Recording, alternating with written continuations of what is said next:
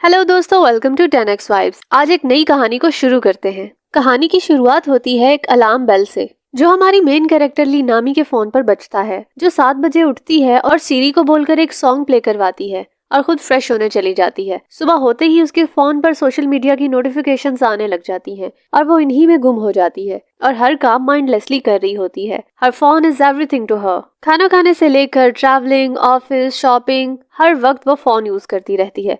और दिन भर की मस्ती के बाद वो सोती हुई गाड़ी में वापस घर जा रही थी। इसका स्टॉप आता है तो उसकी आंख खुलती है और वो भागकर बस से नीचे उतर जाती है और उसे पता ही नहीं होता उसका फोन नीचे गिरा हुआ होता है। उसके फोन पर किसी का मैसेज आता है तो स्क्रीन ऑन होती है और एक लड़का उसका फोन उठा लेता है। फिर सीन शिफ्ट होता है और एक बहुत ही क्यूट सा लड़का दिखाया जाता है जो चेरीज खा रहा होता है और साथ में न्यूज देख रहा होता है। फिर वो अपने लिए खाना बनाता है और उसकी स्नैप बनाकर इंस्टा पर स्टोरी लगाता है। वो खाने के लिए बैठता ही है कि फोन टेबल पर पड़ा होता है, वो वाइब्रेट होने लगता है और वो ली नामी का ही फोन होता है। वो फोन उठाता है तो उसकी दोस्त की कॉल आ रही होती है। वो कॉल पिक करता है पर आगे से उसे कोई जवाब नहीं मिलता। तभी वो लड़का दूसरे फोन से कुछ रिकॉर्डेड वॉइस प्ले करता है जो कि एक लड़की की आवाज में होती है और वो कह रही होती है कि मुझे ये फोन कल बस में गिरा हुआ मिला था, क्या मैं इसे पुलिस को दे दूं? तो नामी की दोस्त कहती है कि मैं आपको पूछ कर बताती हूँ। नेक्स्ट डे वो अपनी दोस्त के घर जाती है और अपनी दोस्त को आवाजें देने लगती है, लेकिन नामी उसे कहीं नजर नहीं आती। वो हर जगह देख लेती है, फिर अचानक उसे बेंच के नीचे पैर नजर आते हैं और वो डर जाती है और डरते हुए जाकर देखती है तो बेंच के नीचे नामी सो रही होती है। वो उसे उठाकर उसके रूम में लाती है और कहती है कि तुम तो बाहर ही सो गई थी, तुम घर कैसे पहुंची हो? फिर नामी अपना फोन चेक करने लगती है लेकिन वहाँ पर फोन नहीं होता, तो वो एकदम से घबरा जाती है और इधर उधर अपने फोन को तलाश करने लगती है और उसकी दोस्त हंस रही होती है क्योंकि उसे पता होता है कि इसका फोन खो चुका है। फिर वो उसके फोन पे कॉल करती है और आगे से वही लड़का रिकॉर्डेड वॉइस प्ले करता है। तो नामी उसे बताती है कि मैं बहुत थकी हुई थी तो मुझे पता नहीं चला कि मेरा फोन कब गिर गया, और उससे पूछती है कि आप कहाँ हैं, मैं आकर फोन ले लेती हूँ। तो नामी उसे एक कॉफी शॉप का एड्रेस बताती है कि आप वहां आ जाएं, और रिकॉर्डेड वॉइस में लड़की कहती है ठीक है, मैं 1 घंटे तक आ जाऊंगी। फिर वो लड़का उसके फोन को अनलॉक करने की कोशिश करता है लेकिन उसका पासवर्ड नहीं लगता और वो फोन को जोर से टेबल के कॉर्नर पे दे मारता है।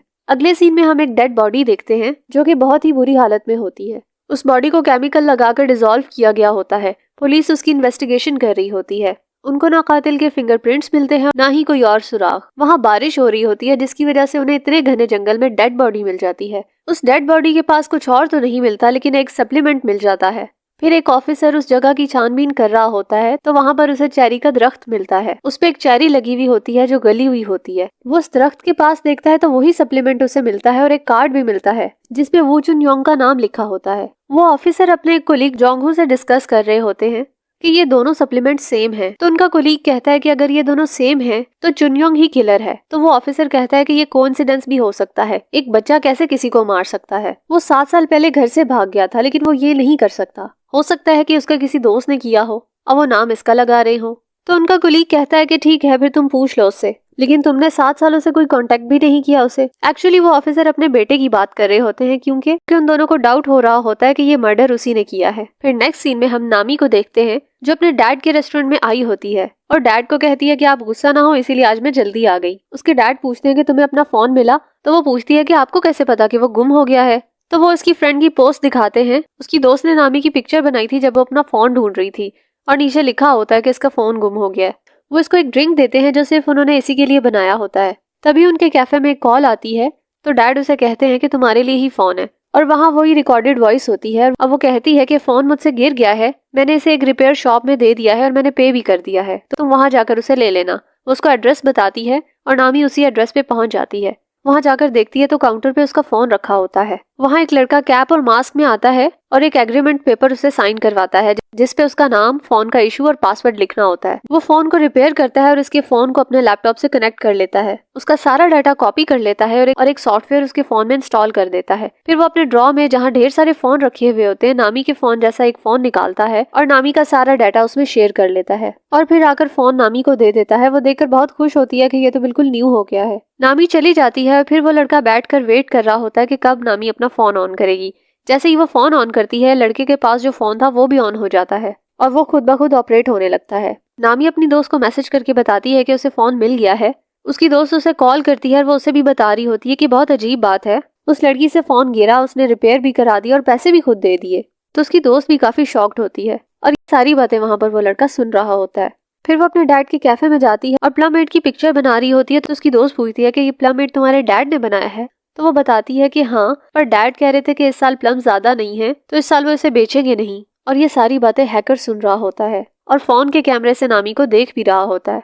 फिर नेक्स्ट सीन में नामी गेम खेल रही होती है और उसके फोन की चार्जिंग खत्म हो जाती है। वो चार्ज पर लगाती है, उतने में कैफे का डोर खुलता है। कैप और ग्लासेस में वही लड़का आता है। नामी को वो काफी अच्छा लगता है। वो आकर नामी से प्लम मेड का पूछता है, तो नामी कहती है कि ये तो हमारे मेन्यू में है भी नहीं। तो वो कहता है कि लास्ट समर मैंने आपके यहाँ प्लम मेड बहुत एंजॉय किया था, क्या वो अब खत्म हो गए हैं? तो नामी थोड़ा सोचती है, लेकिन फिर कहती है ओके ठीक है, मैं लाती हूँ। वो लेकर आती है तो देखती है वो लड़का वही गेम खेल रहा होता है जो नामी खेल रही होती है। तो वो लड़का उससे रिक्वेस्ट करता है कि आप इस प्लम मेड को दोबारा मेन्यू में ऐड कर लें। तो नामी कहती है कि ठीक है, मैं अपने बॉस से बात करूंगी। इतने में उसके डैड भी वहां पर आ जाते हैं।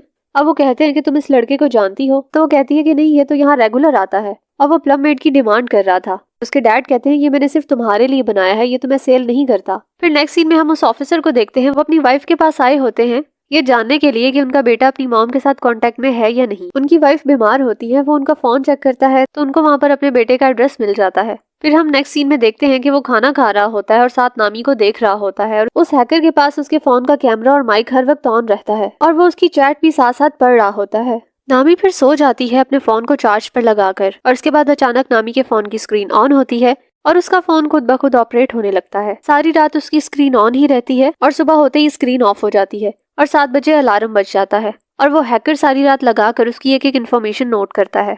वो कहाँ रहती है, किस बस में जाती है, कहाँ काम करती है, उसके सीक्रेट अकाउंट्स देखता है, वो क्या खरीदती है, उसका क्या बैलेंस है, उसके मुतालिक हर चीज वो नोट कर लेता है। और उस नोट पैड पे वो ये भी लिखता है कि किन लोगों को उसके पास से कट ऑफ करवाना है, उसकी कंपनी के लोग, उसकी दोस्त, उसके फादर और लास्ट पे वो लड़की नामी खुद। वो अपने लैपटॉप पे वॉलपेपर चेंज करता है और ली नामी की पिक्चर लगा देता है। और उससे पहले एक और लड़की की पिक्चर लगी हुई थी जो बहुत ही बुरी कंडीशन में थी। नेक्स्ट सीन में नामी की बॉस उसको बुलाती है और एक इवेंट के बारे में बताती है जो उनकी कंपनी के प्रोडक्ट्स यूज करने वाले होते हैं। उसकी बॉस कहती है कि ये सब तुम्हारे हार्ड वर्क की वजह से हुआ है और वो उसकी सैलरी डबल कर देती है, लेकिन इस चीज को वो सीक्रेट रखने को कहती है। फिर नेक्स्ट सीन में हमें चुनयोंग के मॉम डैड दिखाए जाते हैं। वो उसकी फेवरेट डिश खा रहे होते हैं। उसकी मॉम कहती है कि आज ये क्यों खा रहे हैं? तो उसके डैड बताते हैं कि मैं एक क्राइम सीन पर था और वहाँ मैंने प्लम ट्री देखा और वो ट्री हमने ही लगाया था जब चुनयोंग 10 साल का था। वो उस दरख्त को ऐसी जगह लगाना चाहता था जहाँ कोई ना पहुंच सके। फिर सीन शिफ्ट होता है और नामी की बॉस दिखाई जाती हैं जो अपनी कंपनी के बाकी लोगों को उस इवेंट के बारे में बता रही होती हैं। सब बहुत खुश हो रहे होते हैं। दूसरी तरफ चुनयोंग नामी के घर पहुंच जाता है और उसके घर की तलाशी लेने लगता है। उसे ड्रॉ में से एक फोन मिलता है। फिर वो एटीएम पे जाता है और सारी कैश निकलवा कर एटीएम कार्ड वहीं फेंक देता है जो एक लड़की के नाम से होता है। इसके पास खुद का फोन नहीं होता। इसके पास जो नंबर होता है वो किसी औरत का होता है और वो कार्ड भी। चुनयोंग 2 साल पहले डिस्कनेक्ट हुआ था। चुनयोंग के डैड और उस दूसरे ऑफिसर को उसका एड्रेस मिल जाता है और ये सारी इन्फो भी उनको मिल जाती है। उसके डैड उस एड्रेस पे पहुंच जाते हैं।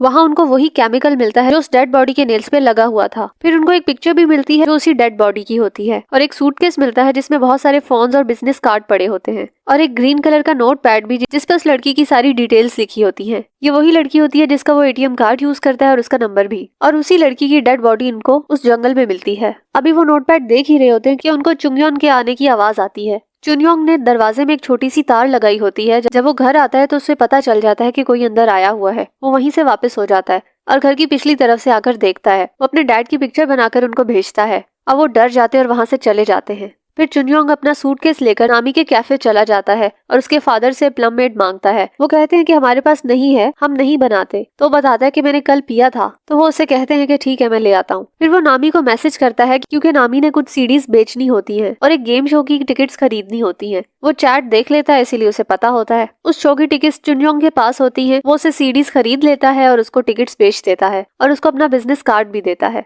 नामी के डैड उसको समझाने की कोशिश करते हैं कि ये कोइंसिडेंस नहीं हो सकता, उस लड़के से तुम दूर रहो, पर वो उनकी बात नहीं सुनती। वो देखती है कि उसके सेल की बैटरी डाउन हो गई है तो वो हैरान होती है और फिर चार्जिंग पर लगाती है। इतने में बुरी तरह दरवाजा बजता है और नामी डर जाती है, मगर दरवाजे पर उसकी दोस्त ही होती है। वो किसी वजह से अपना सारा सामान लेकर उसके घर में ही आई होती है।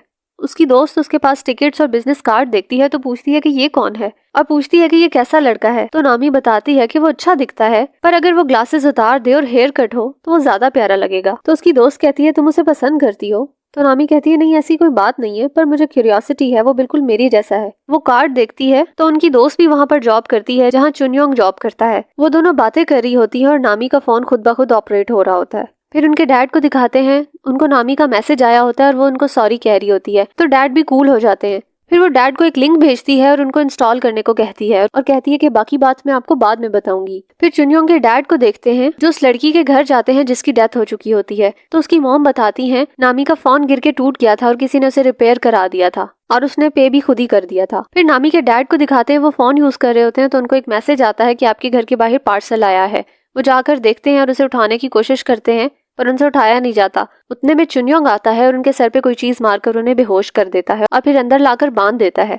नेक्स्ट मॉर्निंग काफी दिन चढ़ गया होता है। नामी उठती है और अपना फोन देखती है और वहाँ पर कुछ अनयूजुअल हुआ होता है। उसके चेहरे का रंग उड़ जाता है और वो एकदम से भागती है और उसकी दोस्त भी उठ जाती है और पूछती है कि क्या हुआ है। तो नामी कहती है कि मेरा अलार्म ऑफ हो गया था और 11 बज गए हैं। वो कैब बुलाती है और जल्दी से ऑफिस जाती है और रास्ते में कुछ अनयूजुअल मैसेज देख रही होती है और बहुत परेशान होती है। उसकी कंपनी के खिलाफ वो पोस्ट और कमिट्स देखती है जो उसके अकाउंट से किए गए होते हैं। उसकी कंपनी की डील भी खराब हो जाती है और रेपुटेशन भी। वो ऑफिस पहुंचकर कहती है कि ये सब मैंने नहीं किया, मेरा फोन हैक हो गया है। उसकी बॉस उस पर गुस्सा करती है और बाहर धक्का दे देती है। ये सब चुनयोंग फोन के जरिए देख रहा होता है और उस ग्रीन नोटपैड पे उसकी बॉस और कंपनी के लोगों का नाम काट देता है। नेक्स्ट नाम उसके फादर का होता है। नामी बाहर खड़ी होती है। उसकी दोस्त आकर कहती है कि ये तुमने नहीं किया और वो रोने लग जाती है और वो दोनों पुलिस स्टेशन जाते हैं लेकिन कोई उनकी बात नहीं सुनता। वो अपने ग्रुप में मैसेज करती है कि मेरा फोन हैक हो गया तो हर कोई वो ग्रुप लेफ्ट कर देता है। फिर उसके फादर का मैसेज आता है कि आज कैफे बंद होगा। फिर उसके डैड दिखाए जाते हैं जो कहते हैं कि मैं तुम्हें मार दूंगा अगर तुमने नामी को कुछ कहा तो चुनयोंग कहता है कि मुझे सिर्फ 3 दिन लगे हैं यहाँ तक पहुँचने में। मैं सब कुछ कंट्रोल कर सकता हूँ क्योंकि मैं सब कुछ जानता हूँ। नामी और उसकी फ्रेंड कैफे में जाकर बैठते हैं और वो कह रही होती है कि उस हैकर ने मेरे पैसे लेने के बजाय ये सब किया। फिर चुनयोंग भी उस कैफे में आ जाता है। नामी उसके लिए प्लम मेट बनाती है और उसकी दोस्त इतने में अपनी दोस्त का पूछती है जो उसकी कंपनी में जॉब कर रही होती है। तो वो कहता है हाँ उसने अभी अभी ज्वाइन किया है। नामी अगर पूछती है कि कुछ पता चला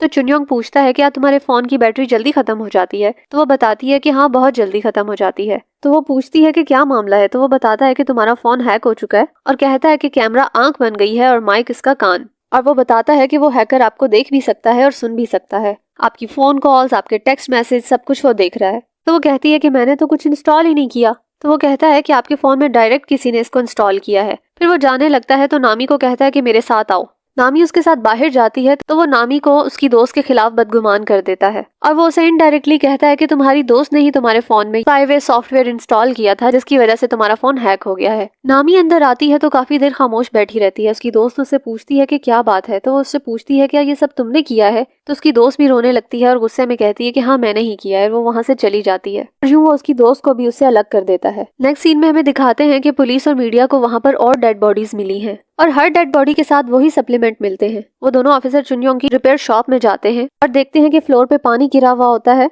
और शॉप पे हर जगह ग्रीन नोटपैड के पेजेस लगे हुए होते हैं। फिर नामी को देखते हैं, वो भी पुलिस लेकर वहाँ पर आ जाती है। फिर वहाँ इन्वेस्टिगेशन के बाद उन्हें पता चलता है कि नामी के फोन में स्पाईवेयर सॉफ्टवेयर उसी लड़के ने इंस्टॉल किया था और वहाँ नामी को पता चलता है जो हैकर है वही चुनयोंग है और उसी ने इसका फोन रिपेयर किया था और इसके फोन में वो सॉफ्टवेयर इंस्टॉल किया था। फिर वो ऑफिसर पूछते हैं कि तुम कहाँ रहती हो, वो जरूर तुम्हारे पास आएगा। फिर वो प्लान बनाते हैं और नामी कहती है कि अब मैं उस पे नजर रखूंगी। अगर मैंने फोन बंद किया तो उसे शक हो जाएगा। मैं उसे किसी तरीके घर बुलाऊंगी और आप उसे पकड़ लीजिएगा। वो ऐसे ही करते हैं। वो घर जाती है, अपना लैपटॉप चेक करने के लिए उसे बुलाती है। चुनयोंग उसकी रिकॉर्डिंग सुन रहा होता है जहाँ पर वो अपनी दोस्त से कह रही होती है कि अगर वो ग्लासेस के बगैर और हेयर कट में हो तो वो ज्यादा अच्छा लगेगा। तो वो इसी तरह तैयारी कर रहा होता है। वो उसके घर पहुंच जाता है और दूसरी तरफ वो दोनों ऑफिसर उसको पकड़ने के लिए पहुंच जाते हैं। उन ऑफिसर को डर है कि चुनयोंग यही है क्योंकि इनके बेटे का नाम भी चुनयोंग होता है। लेकिन जब वो उसे पकड़ते हैं तो चुनयोंग बहुत नॉर्मल होता है और वो कहता है आप सिविलियंस को तंग कर रहे हैं। वो उसे छोड़ देते हैं और वो वहाँ से चला जाता है। फिर वो ऑफिसर पूछते हैं कि कोई और जगह है जहाँ तुम रह सकती हो। तो वो उनको अपने डैड का घर बताती है। वो उसको वहाँ पर ड्रॉप करते हैं। वो उसको अपना कार्ड देते हैं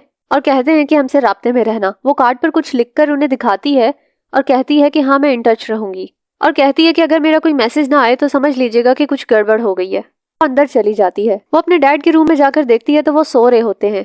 तो वो अपने रूम में आ जाती है और मैसेजेस देखने लगती है। उसको चुनयोंग का मैसेज आता है। वो उसे कहता है कि मुझे कॉल करो। वो जब उसे कॉल करती है तो ऊपर वाले फ्लोर से वाइब्रेशन की आवाज उसे सुनाई देती है। वो भाग के जाती है, अपने डैड का रूम देखती है और बेड पर तकिए पड़े होते हैं और साथ में उसकी डैड की रिकॉर्डिंग चल रही होती है जब वो उसे मना कर रहे होते हैं कि इस लड़के से दूर रहो। वो काफी डरी हुई होती है और देखती है कि सोफे के पीछे से चुनयोंग निकल कर आता है। वो पूछती है कि मेरे डैड कहाँ हैं। तो वो कहता है कि तुमने मेरा सारा प्लान खराब कर दिया है, अब इसकी पेनल्टी कैसे पूरी करोगी। तो वो कहती है कि मैं कुछ भी कर लूंगी, बस मेरे डैड को छोड़ दो। तो कहता है ठीक है, उन ऑफिसर को मैसेज करो और उनको बताओ कि सब ठीक है और अब मैं सोने जा रही हूँ, क्योंकि तुमने कहा था कि तुम इन टच रहोगी। फिर सीन शिफ्ट होता है और ऑफिसर्स को दिखाया जाता है, उनको एक कॉल आती है और वो बताते हैं कि एक डेड बॉडी का डीएनए आपके डीएनए से मैच हो रहा है, यानी वो डेड बॉडी उन ऑफिसर के बेटे की होती है। और उधर उनको वो मैसेज करती है कि मैं सोने जा रही हूँ और मैं सुबह राब्ता करूंगी।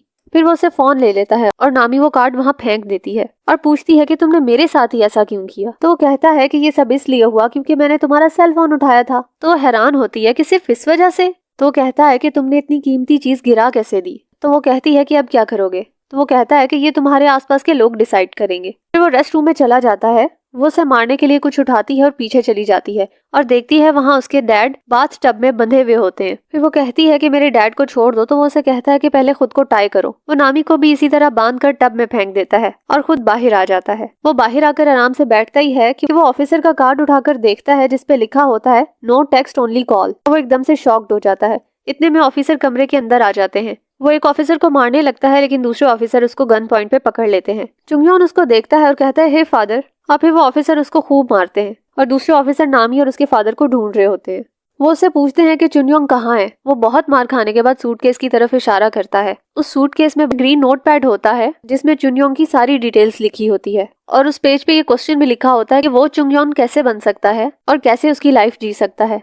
और निशानी के तौर पे वो सप्लीमेंट्स छोड़ देता है ताकि जिसको भी वो डेड बॉडीज मिले वो चुंगयोंग को ही ट्रेस करे और उसे ही किलर समझे। वो अपने बेटे का फोन देखता है तो इसने उसको भी ऐसे ही मारा होता है और फिर मारकर उसकी पिक्चर लेकर स्क्रीन सेवर लगाया होता है। ऑफिसर उसको मारने लगते हैं तो वो माफी मांगता है, मैं जेल चला जाऊंगा। ये सब नामी सुन रही होती है, वो उसके सामने ही लेटी पड़ी होती है, उसे घूर के देख रही होती है। तो वो इशारे से पूछता है कि क्या हुआ है। उतने में नामी उठती है और वो ऑफिसर की गन लेकर उसको शूट कर देती है और फिर दिखाते हैं कि उसके डैड को भी होश आ जाता है और कुछ टाइम बाद उनकी लाइफ नॉर्मल हो जाती है। और यहाँ पर ये स्टोरी एंड होती है। अगर आपको अच्छी लगे तो इसे लाइक जरूर करना और मेरे चैनल को सब्सक्राइब भी। मैं मिलती हूँ किसी नई स्टोरी के साथ। बाय।